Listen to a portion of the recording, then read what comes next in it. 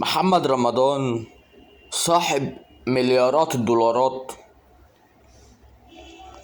ارتكب جرائم كتير جدا، وكل افلامه يا جنس يا بلطجة يا جنس يا بلطجة يا جنس يا بلطجة، وما بيتحاكمش بسبب مليارات الدولارات،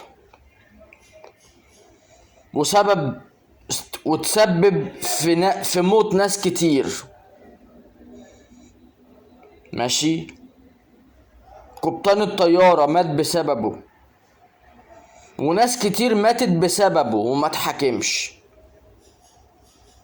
محمد رمضان قادر ما يتحاكمش في مصر بملياراته حامياه من المحاكمة في مصر.